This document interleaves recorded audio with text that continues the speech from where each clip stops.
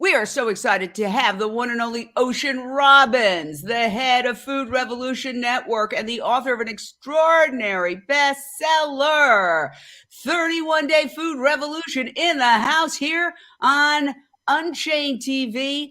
Thank you so much for joining us. What is your revolution, Ocean? We live in a toxic food culture where junk food and processed foods and industrialized animal products are mainstreamized, they're normalized, they're subsidized, they're advertised, and they're killing us. The industrialized food system has become the most environmentally destructive force on the planet, but it's also the primary leading driver of sickness and disease for humanity. According to the United Nations, preventable chronic illness prematurely ended the lives last year of 41 million people worldwide. And preventable chronic illness is preventable.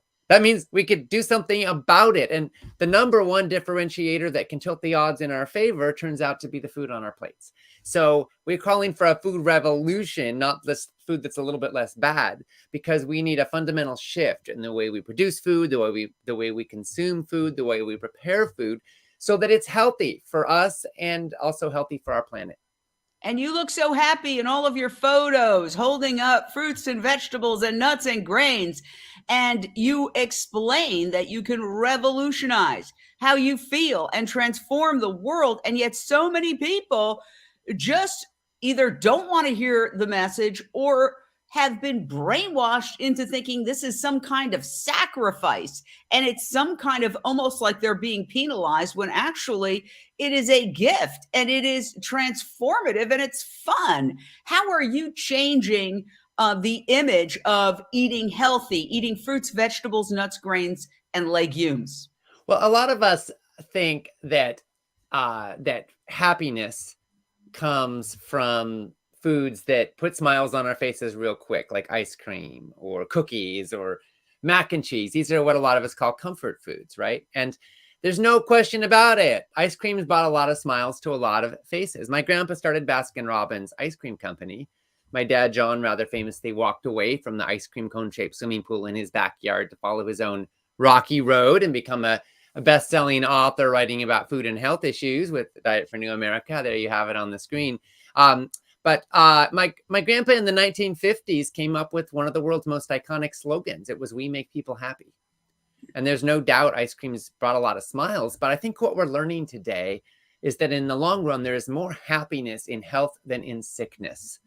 There is more happiness in having the blood flow in your body that lets you be alive and have energy. There's more happiness in balanced blood sugar that gives you resilience and peace. There's more happiness in a clear mind that not only prevents dementia, but also helps you remember the things that matter the most to you. And that kind of happiness comes from health and vitality. And when you eat foods that respond to your long-term well-being, you maybe stop asking, what do I want now? And start asking, what do I want most? Then you unlock so much energy and vitality and peace and joy. So what I'm trying to do with this message is to let folks know that you can have more joy, more gusto, more pleasure when you're alive, when your taste buds and your whole body have the circulation that you need to thrive. You can have more energy and a clearer mind and deeper sleep and even better sex because there's more vitality in your body. And that comes from healthy food. So I'm trying to spread the word about this because we need to fundamentally rethink and rewire our brains around what is the relationship between food and pleasure. A lot of folks think, oh, I'm going to give up all these yummy things that I love so that I can just be some kind of ascetic. But no, you can have more pleasure and more delight and more aliveness. And healthy food can taste really good when you know what to do with it. Now, when you hear the name Robbins, you think of Baskin Robbins, and your grandfather founded the company, considered the most successful ice cream company in the world. Your dad, John Robbins, walked away from an empire, walked away from being the heir to this incredibly profitable company in order to write Diet for a New America and start the food revolution.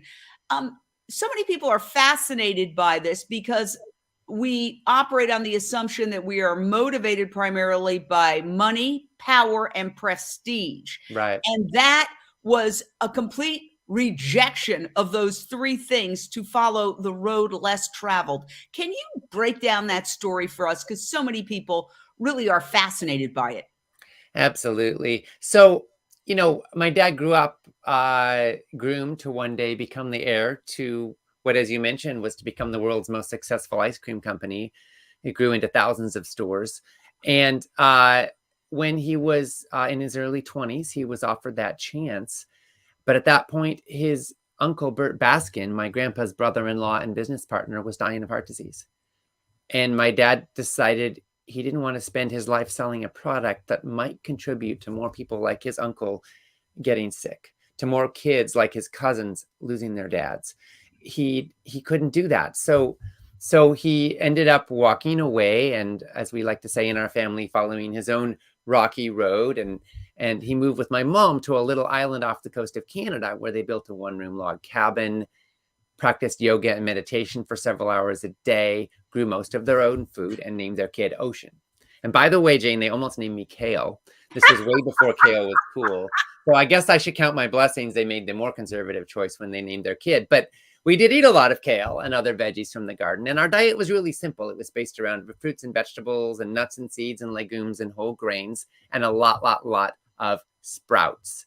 And then, as I got a little older, we moved to California, and my dad ended up coming out with the book Diet for New America, which really challenges the status quo about how our food choices affect our health, our happiness, and the future of life on Earth.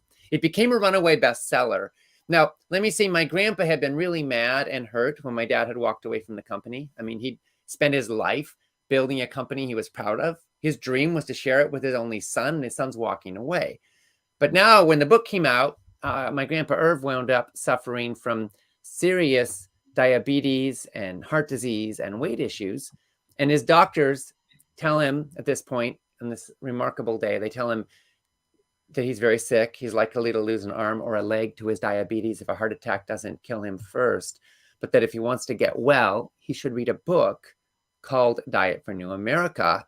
And they give it to him. Now, apparently, my grandpa's doctors did not realize that the book they were giving to their patient was written by their patient's maverick son who had rejected his life's work. They didn't know any of that, but my grandpa Irv did, of course. He didn't tell the doctors. He did read the book. He ended up making big changes. He cut way down on his meat and dairy consumption, started eating way less sugar and processed foods, eating way more vegetables and whole plant foods. He even gave up ice cream. And wow. Grandpa Irv got results. He ended up losing a bunch of weight. He reversed his diabetes and heart disease, got off most of his medications. And his favorite part was that his golf game improved 7 strokes. My favorite part was that he lived 19 more healthy years. And I thought for the first time in my life that he seemed happy. So we really have seen in our family how powerful food can be to shape our destiny. It can hurt us or it can heal us. And we've seen this. And now it's time, I think, to spread the word about this as widely as we can. So that's why I ended up joining with my dad and launching Food Revolution Network. I started a new family business 12 years ago, and we now have about 700,000 members. And our mission is healthy, ethical, sustainable food for all. We want to help change the way the world eats for the positive so we can have more vitality and joy and pleasure and happiness, and so we can be a part of the solution on planet Earth. Well, we've got a bunch of callers. Paige in Los Angeles, your question or thought for Ocean Robbins of Food Revolution Network. Hello, Ocean. It's so great to connect with you again.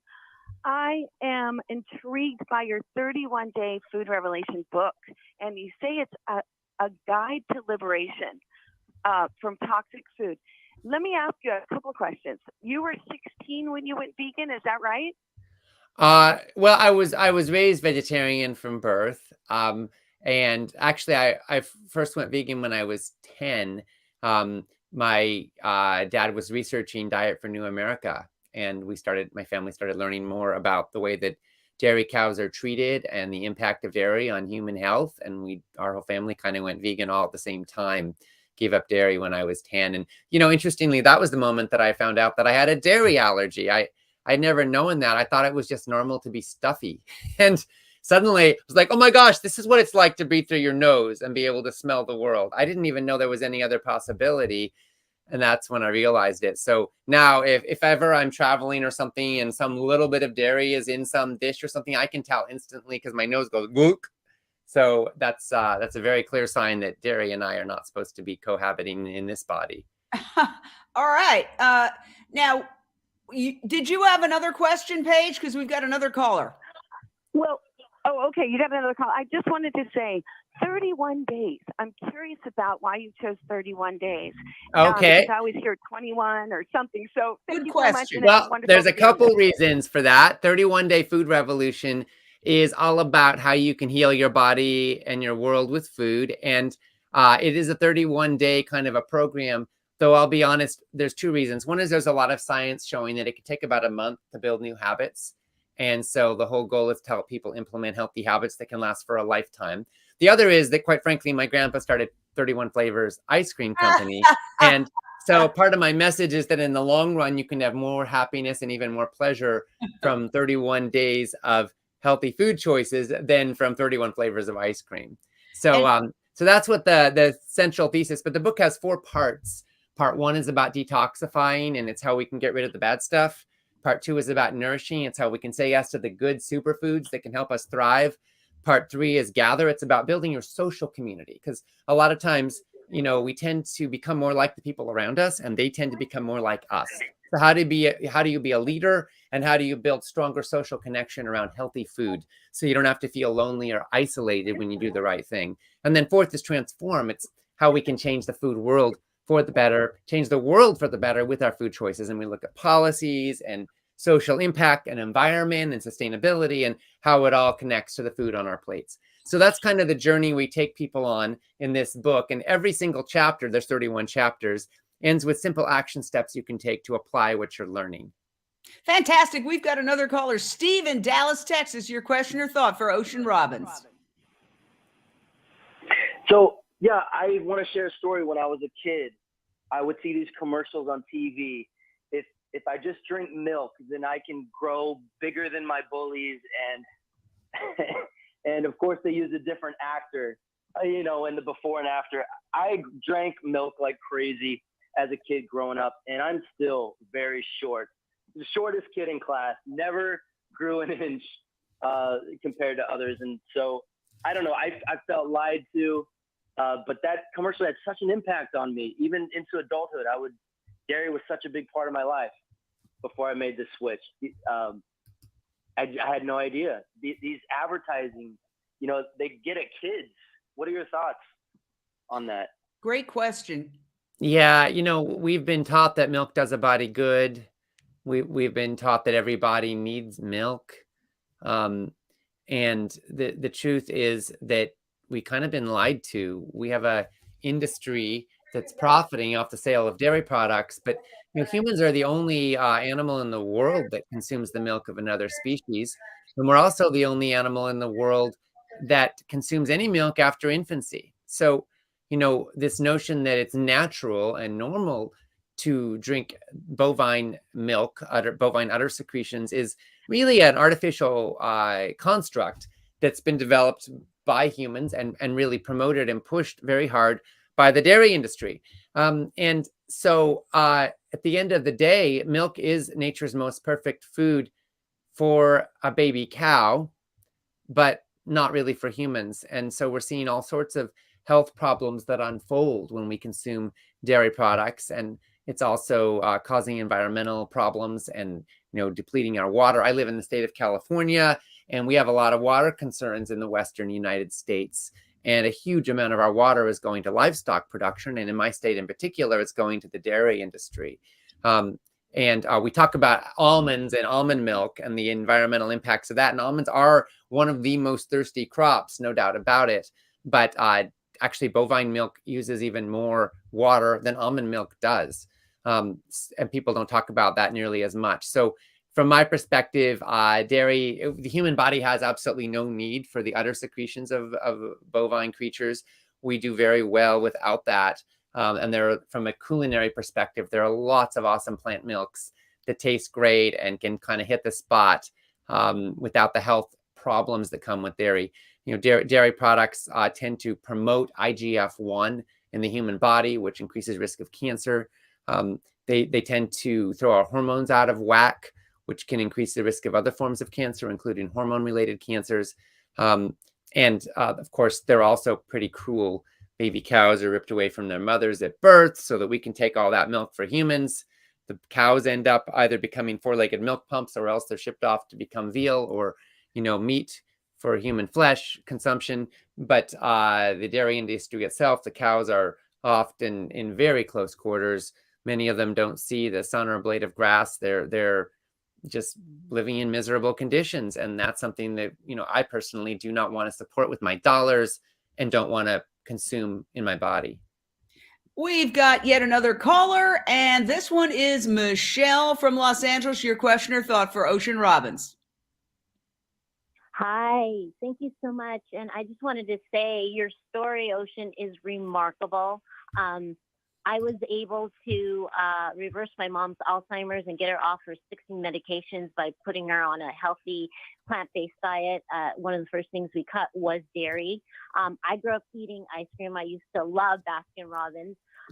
What are some tips that you have that maybe you can encourage family and close friends to go plant-based without being I don't know, they're put off when I'm constantly, they think I'm lecturing them. Like, do you have tips to make it easy and more enjoyable to look into being more plant-based?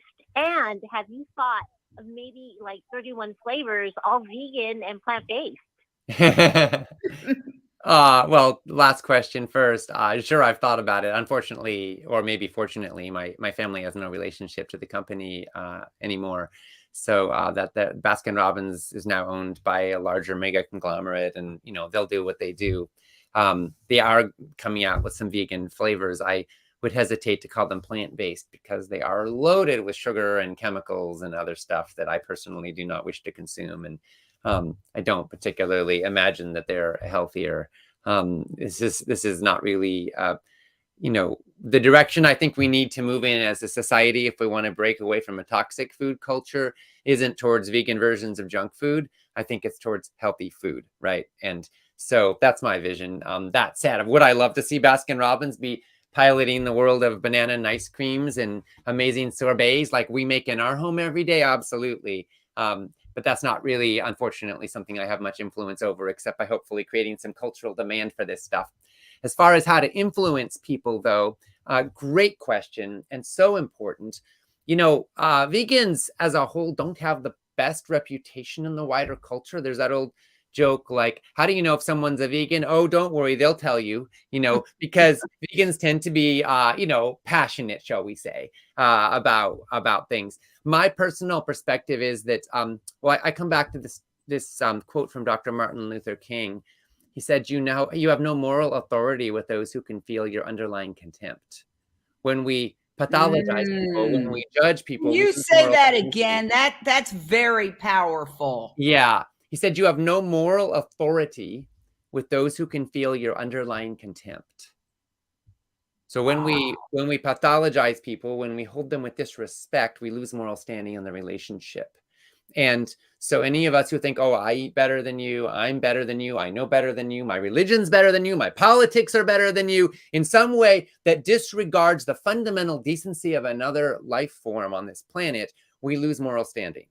And in a world that is being ripped apart by ideologies and fundamentalism and disrespect, I think we need to, there's a way that you can stand deeply for your principles and your values. You can live in accordance with what you believe is right in a way that hopefully also upholds the dignity, the fundamental sovereignty of other beings. And so this is what I seek to do. I know it's complex, but that's one of the core principles. So I realize you can lead a horse to water, you can't make it drink, as they say. You can show somebody a book or a film or tell them why you eat the way you do. You can make them great food that's plant-based and show them how delicious it is.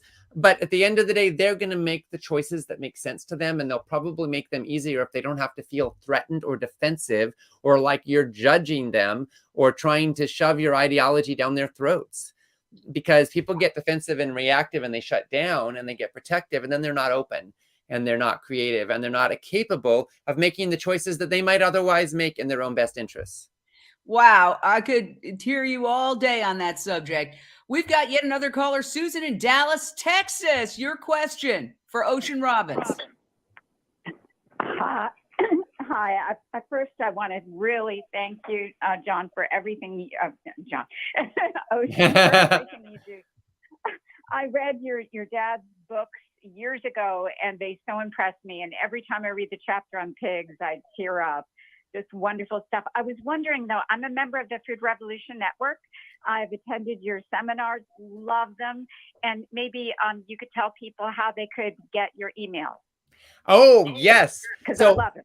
Okay, there's lots of different pathways in, lots of them. So if you go to foodrevolution.org, you can see our website. We've got hundreds and hundreds of articles on critical food and health topics. Search around there and check it out. If there's something you've ever wondered about food or health or lifestyle or diet, you'll probably find it there. And then we have lots of master classes and films and other resources you can register for right from the homepage. And then we have an annual Food Revolution Summit that's coming up. We're going to open registration in about a month. So that will be at foodrevolutionsummit.org. You can go there now and register for last year's summit, which is also amazing. But next year's summit's coming up. It's going to be a documentary series, 12 hours of videos. And we're so excited. My dad and I are hosting it together this year. So yeah, you can register. Again, foodrevolutionsummit.org will get you last year's, or starting around April 1st, it'll get you this next year's. And then, yeah, my dad and I created a master class called Food for Health, which really walks you through the fundamentals of healthy lifestyle in a 90-minute masterclass. And if you go to thriving.foodrevolution.org, you can register for that. So those are a few of the top resources. There's lots and lots of them. And of course, 31 Day Food Revolution is my newest best-selling book, and that's available online or lots of other places. And I'm just so excited to be able to capture kind of my family's lifetime legacy here into one book that really walks you through implementation. And that's the cornerstone. It's not just knowing what to do, it's doing what you know that makes the difference. You know, because a lot of us know we need to eat, more vegetables and less processed junk and more plants and less animals. And, we've known that for a long time. But at the end of the day, implementation is the sticky wicket for a lot of us. And so this is all about helping people cross that bridge and so you can get the results. Wow. Yes. Okay. Our next caller, Joe in Virginia Beach. Your question or thought for the author of 31 Day Food Revolution, Ocean Robbins. Hey, thank you, Jane Unchained and Ocean Robbins, sir. Thank you so much for your leadership and promoting compassion. I have allergies from animal secretions, so I used to consume a lot of Baskin-Robbins animal secretion products earlier before I became vegan. And when I quit dairy, then my allergies and asthma have disappeared. And I was kind of really shocked when I saw the documentary Maa Ka Doodh, or Mother's Milk, which is free on YouTube, as to how so many allergens are related to consumption of animal secretions. So I'm so glad that Mr. Robbins, that your Baskin-Robbins has a plant-based option. So would you have any consideration about putting allergen-free on your plant-based ice creams or plant-based products? Well, as I think I mentioned, I'm not, my grandpa sold Baskin-Robbins in the late 1960s when my dad chose not to join him in running it. So, there's been no family connection to it for many decades now, other than a name. So, we tell the story, but at this point, Baskin-Robbins is its own thing, and I don't have any influence there.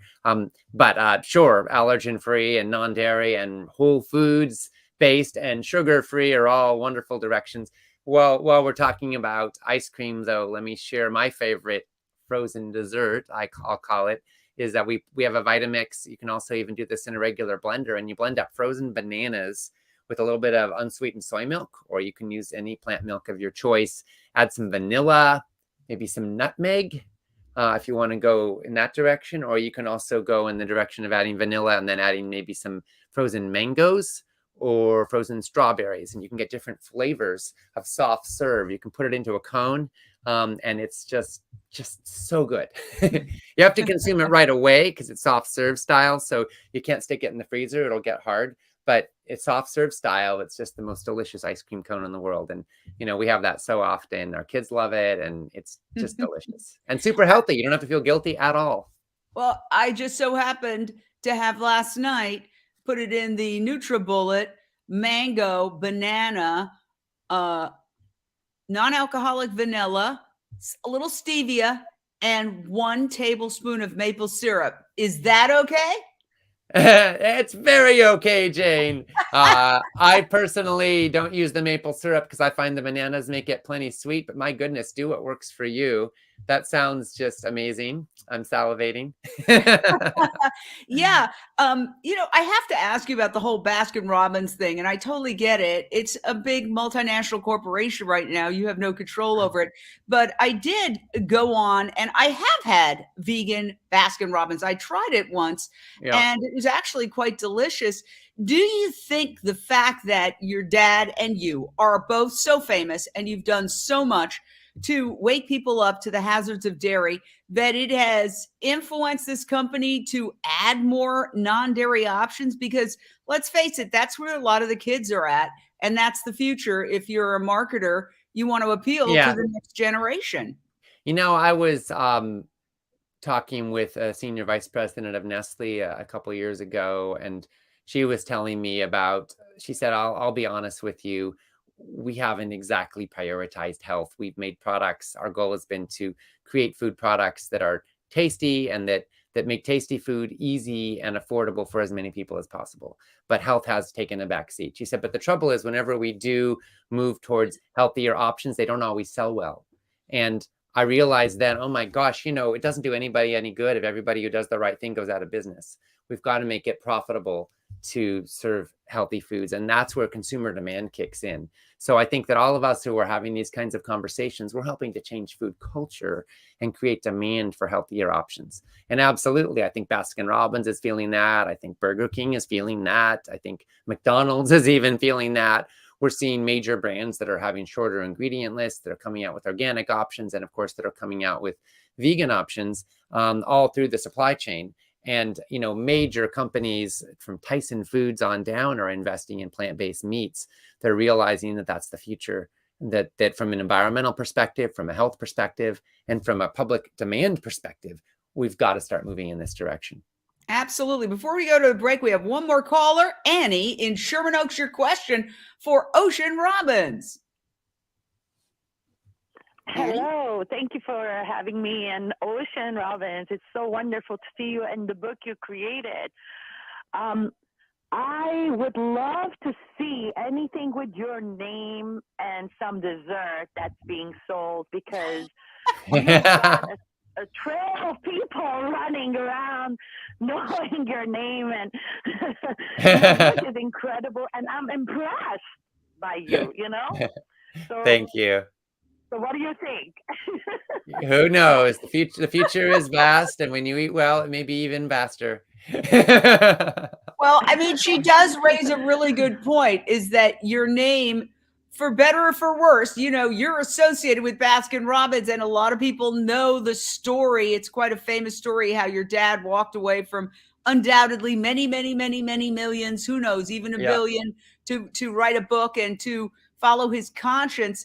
And so it would be something, if there was a way to make a super healthy ice cream and market it, it could be like the alternative. I certainly would buy it, because to be honest with you, I'm a recovering alcoholic, 27 years sober, and it's very common that we develop a sweet tooth because alcohol metabolizes into sugar. Mm-hmm. So that's one of my big craving challenges, is how to have something sweet, especially at night before I go to sleep, that's not going to wreck my diet.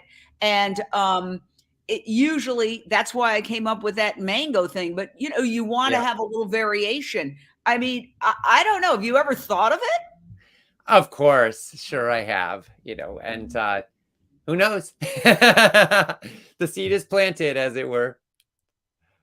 Well, I have to say, there's so many people who have questions for you. We're going to take a short break. On the other side, we're going to dive deep into the food revolution and the toxic secrets the food industry does not want you to know. Stay right there.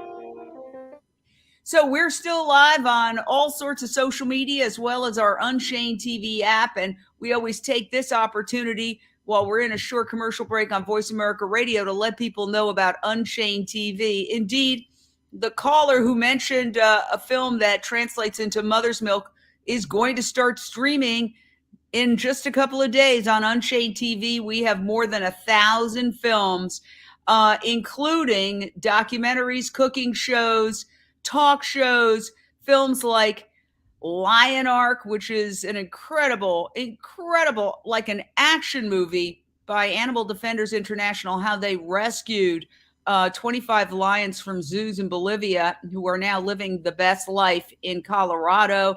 We talk about the wild horse roundups.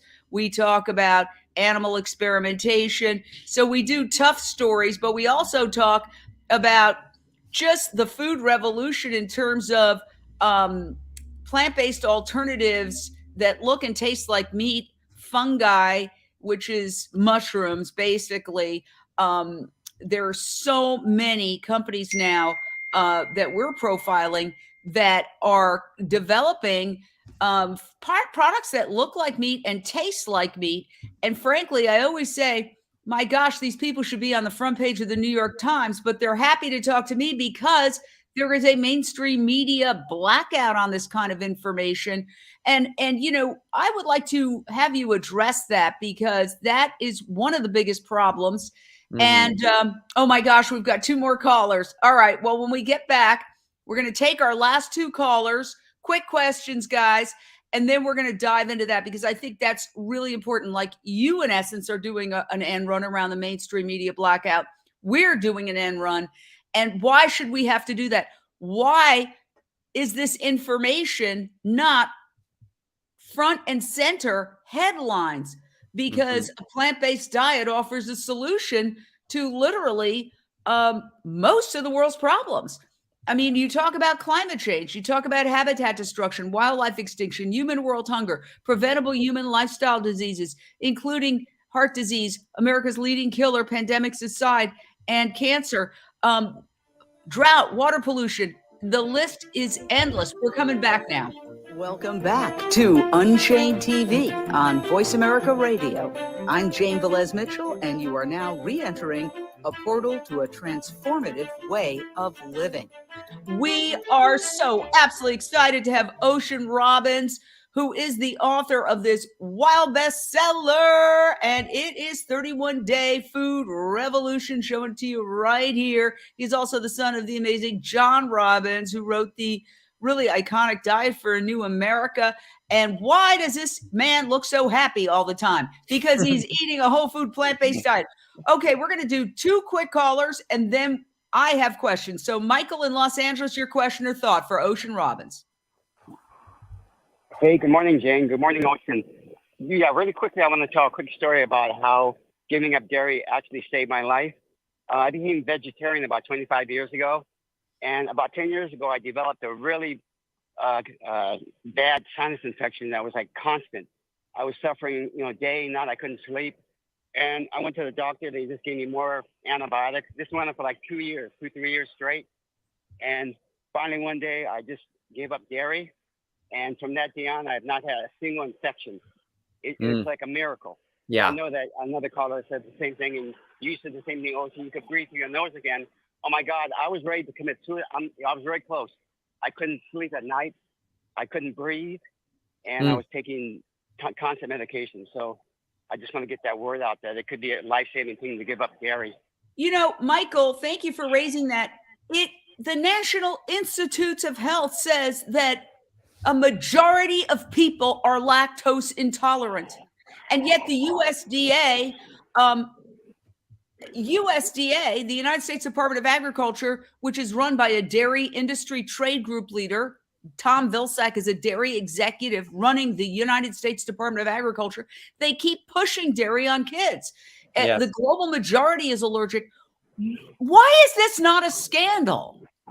Well, and let's go further and just call it what it is. I mean, it's not just the global majority, but it's particularly the vast majority of people of indigenous descent, African American descent, in general, people of color around the world, Asian descent, tend to be the most lactose intolerant. It's only people of European descent that are not in the majority on that, although still many are lactose intolerant. So you could say that the USDA's pushing of dairy products for everybody and giving them to schools and, promoting their sale in massive ways with subsidies, etc., is actually a form of racism.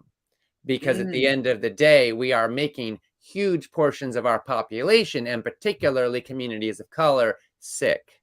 And while we're on that topic, let me just add another layer to this here, because I'm somebody, I'm sure a lot of people watching would agree with me on this. I'm somebody who would like to see a world where everybody has their needs met, where everybody can live in dignity, regardless of the color of their skin, regardless of how much money they have. I think everybody should have health, healthy food, and opportunity for a healthy life, an opportunity to make healthy choices. And right now, statistically, the poorer you are, and also statistically, the darker your skin color, the more likely you are to die prematurely from preventable chronic illness. So this is just really worth addressing, because statistically, people of color in the United States today are more likely to die sooner from chronic conditions, including cardiovascular disease, type 2 diabetes, cancer, and all of the other major preventable chronic illnesses of our times.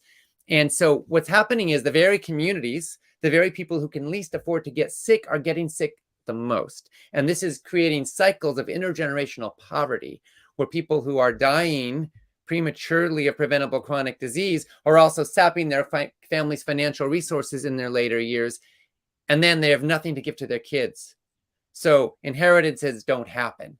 And families are saddled with debt that passes on to the next generation instead. So for those of us who want economic prosperity and opportunity for all, I think that food is one of the most fundamental social justice issues of our times.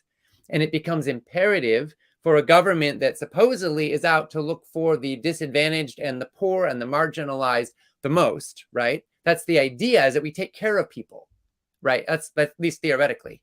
And yet we have a government that is pushing and subsidizing and promoting the sale of products that are making people sick and making the poorest, the sickest, the fastest. You said it. Can I just say Ocean Robbins for president? Is that allowed?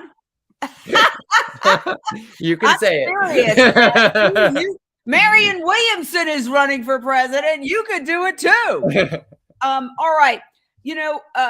We've got so many callers for you. There's many questions. No more callers after these last two, okay? Because I do have a couple of questions. Sarah in Los Angeles, your question or thought for Ocean Robbins. I have a question for you. Do you have your guide available to give out to the public if we wanted to give like leaflets out about it? And also, do you live in or around Los Angeles where you could go and talk to schools, or how do you get this into like all the young kids where they really need the education? Thank you. Well, we do have a guide to going plant-based. I'm just looking up right now to see if I'm remembering what the website is for that. Let's see. Nope, that's not it. You can always put it up afterwards. Yeah, exactly. Yeah, but if you search on foodrevolution.org and you just search for guide to going plant-based or going plant-based, I'm sure you'll pull up our article, which the guide is just a version of that in sort of PDF form. And that kind of walks people through it. And then of course, 31 Day Food Revolution is a deeper guide to helping folks go plant-based. Unfortunately, it's not available for free, but it's a pretty deep transformative journey, and it really doesn't cost that much. But I'm sorry, what was the other? Oh, am I in Los Angeles? I'm in Santa Cruz, California. So that's where I'm based. It's about what a beautiful place 50 to miles be north from. of LA. All right, Lindsay and Tarzana, your question or thought for Ocean Robbins. Well, Lindsay. My question is, in terms of trying to help spread the word, do you have any gear that we can purchase and wear as a talking point or a conversation starter? Thank you. Oh, swag. Having gone there, Food Revolution Network for the most part has sought to be pretty much 100% virtual, just to reduce sort of environmental impact. You know, we always struggle with, like, if we made t-shirts and things, well, are they going to be out of all organic cotton? And then it gets really expensive. But if you don't do that, then is that aligned with our values? But is it aligned with our values to sell stuff that's really costly? So I think anybody, you know, has to wrestle with those kinds of questions. But, you know, at this point, you can spread the word in lots and lots of ways. Unfortunately, swag isn't currently on the list. All right, I want to ask you some questions because I have one. We know that the Farm Bill is coming up for renewal in the fall of this year. It will determine to a large part, I believe, you know, whether we're going to barrel toward a climate apocalypse or turn in a healthy direction. And it doesn't seem that either administration, you know, it's a bipartisan problem in terms of this inability to do very simple math that whether you're talking about climate change, destroying all the trees to grow cattle grazing or to grow commodity crops like soybeans, most of which is fed to farmed animals. If you talk about the health problems, if you talk about just, you know, how we're destroying our planet to perpetuate an industry that is bad for people and is certainly very cruel to animals. You have 700,000 people. That is your peaceful, I don't want to say army, but your team. How can you motivate them to hit Congress hard? Because honestly, I was watching a very progressive, perhaps the most liberal TV network, and they were talking about prices, and they were like, well, nobody can do without eggs and milk. And I was like, oh my God, are you in the 1950s? I mean, I was just like, I'm so shocked by sort of the willful denial on both sides of the aisle on this topic. What can we do to break through? Because the clock's ticking. You know, this is going to be approved in October. And if we will get some kind of subsidy shift from commodity crops to fruits, vegetables, nuts, and grains that humans actually eat, we're going to be in serious trouble. So I was recently at the White House Conference on Hunger, Nutrition, and Health. The president was there, and you know, there was a lot of great conversation that unfolded. And I have to say I was somewhat heartened by at least the theoretical evolution of government policy on some of these issues. There was specific language on supporting more plant-based options for environmental and public health reasons. There was specific explicit support for, you know, reducing dependence on industrialized animal agriculture, for supporting, for example, a couple of programs that are very dear to my heart. One is the Double Up Bucks program, which would double the value of SNAP dollars when used for fruits and vegetables, or produce prescriptions, which is focused on giving the opportunity for doctors to prescribe fruits and vegetables and have them covered, reimbursed by insurance. So you can get fruits and vegetables, not just drugs and surgeries paid for. I think these are potentially big steps. I do see some policy changes emerging. Senator Cory Booker is on the Senate Agricultural Committee. He's a dear friend. He actually read my dad's book when he was in college at Stanford. It changed his life. He's been vegetarian and now more recently vegan. And he's really the leader in government policy on these issues. I'm not in the state of New Jersey, but I consider him my senator, honestly. And so you could check out really any of his work on ag policy, and it's consistently spot on. He's recently reintroduced a package of bills that are aimed at reforming agriculture in the United States. The Farm Systems Reform Act, the Industrial Agriculture Accountability Act, and Protect America's Children from Toxic Pesticides Act. And so you could sort of find out anything he's doing and then tell all of your members of Congress or Senate, call them, write them, lobby, and say, hey, I want you to support this. Because Senator Booker really is leading the charge. And not that there are. Can I jump in on that? Because I'm involved for many years in all sorts of campaigns. And what I've realized over the years is if it's not something where, and there are organizations that are very good at this, You hit a button, you send your Mhm. letter automatically to your 2 US senators and your member of Congress. I do it several times a week. I mean, is there a way to get your uh, enormous, almost a million people team Mhm. to sign those automatic letters, because they don't Well, read the letters. They do number counts. And yeah, some staff member says, okay, we've gotten 14,000 emails about this. You better pay attention to it. I mean, it's sure. that simple. They do. They're of limited impact. They are of impact. What's of more impact is calls, certainly. This is a constituent call, you say. You call the Capitol switchboard, say, I'm calling as a constituent of so-and-so. You have to be in their district for it to count. And then you say, I'm calling to register my opinion. I'd like to ask you to pass along to the senator or representative so-and-so my opinion as one of their constituents. And then you tell them what your opinion is. It's yes or no on this or that. You can, in many cases, set up meetings with especially representatives, members of Congress. They have 15-minute slots. They come to your district. They have listening times. They are open for that. So you can contact your local district office for your representative. Harder to get in with senators, not impossible, depending on what state you're in. A state like Idaho, it's going to be easier than a state like California, because obviously there's a different ratio of people population-wise. But you can absolutely make that happen. And particularly if you're a business leader, you may be able to leverage that. And so, you know, I think there's a lot of opportunity to get your voice heard legislatively. I totally agree, Jane. This is critical. I focus mostly on education and helping people be the solution in their own lives, because I believe if the people lead, the leaders will follow. But I also believe that sometimes we've got to push them. You know, Dr. King said it. He said, the arc of the moral universe is long, but I believe it bends towards justice. I would add to that, it doesn't bend all by itself. Mm-hmm. It does not. So where do you see us in terms of our evolution to a compassionate, sustainable, plant-based diet globally? Because actually, we did at Unchained TV a documentary called Countdown to Year Zero, where we interviewed some experts who say at the rate we're destroying wildlife, literally we'll have no wildlife vertebrates, you know, the tigers, the lions, within a decade, except in zoos. And that once we truly decimate the natural world, we will experience an ecological collapse that could threaten our own survival as a species.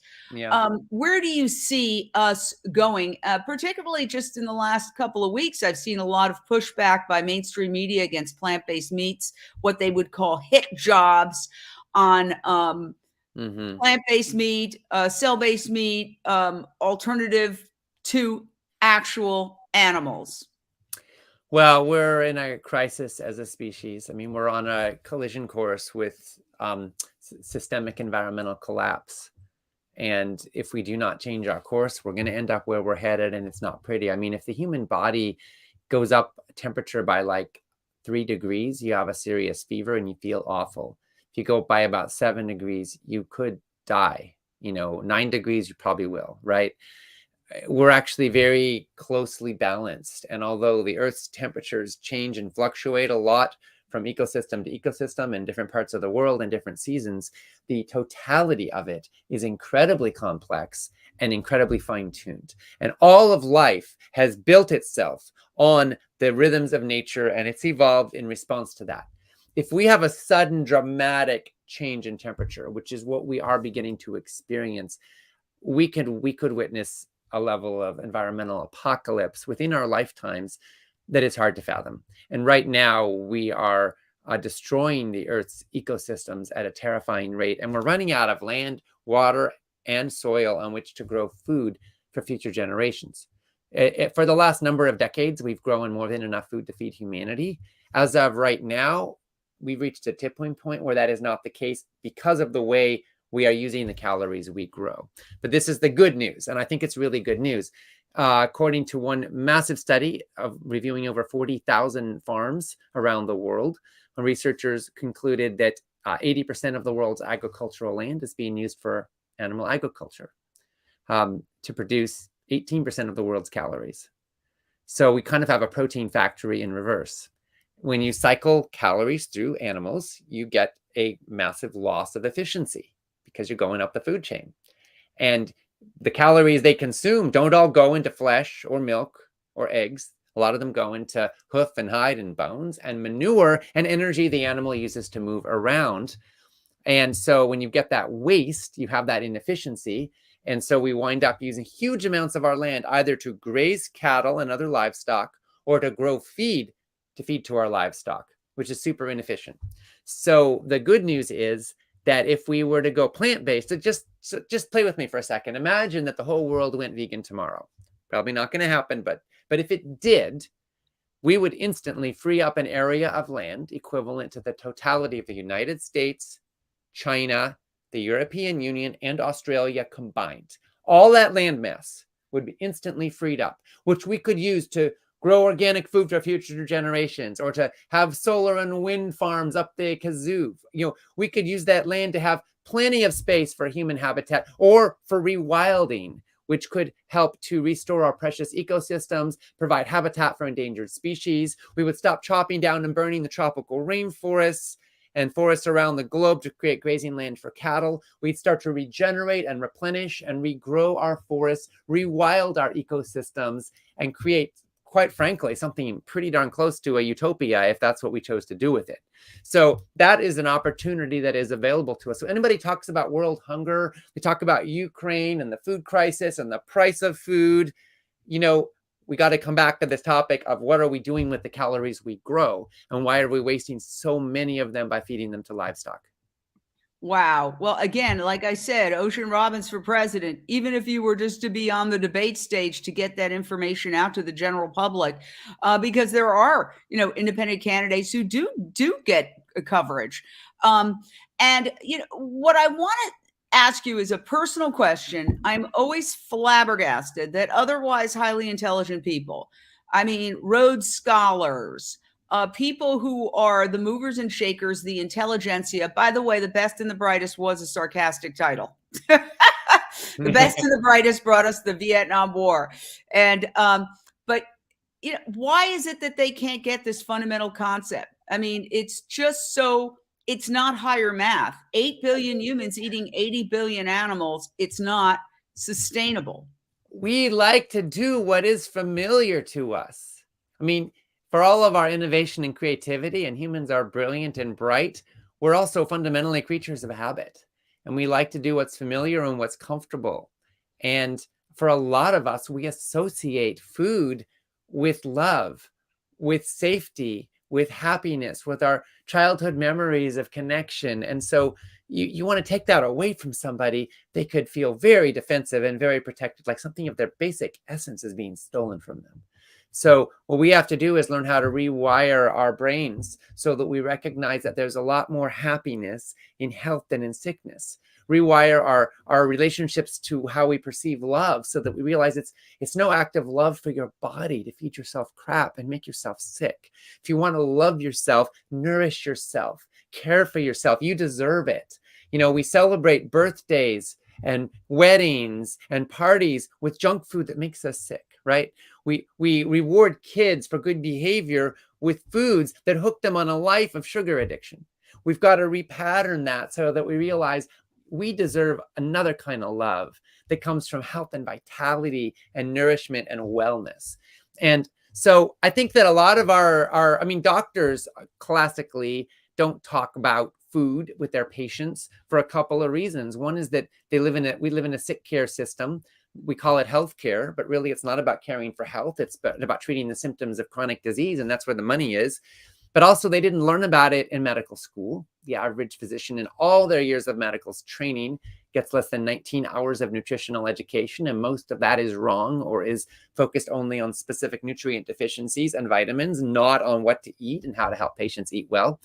But third is that they, like our political leaders, eat themselves. And it's very difficult for someone to promote something. Thank goodness hypocrisy, as rampant as it is still a little bit hard to come by in some places. People are not going to generally promote plant-based food if they're not able to sustain it in their own lives. Exactly. People are very attached to that.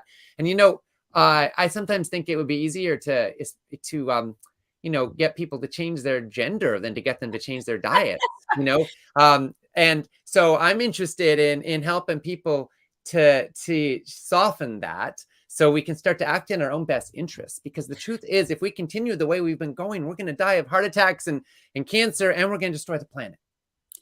I think on that note, we have to leave it right there. We're out of time, but I want to end with Karen's Coins comment. Good idea. He should run for president, even if just to get more attention on the vegan message and get more people to read Ocean and John Robbins books. On that note, thank you, Ocean. You are an amazing, amazing voice for our movement. We love you. So honored to have you here on Unchained TV. See you next time, everybody. Woo! Download the app.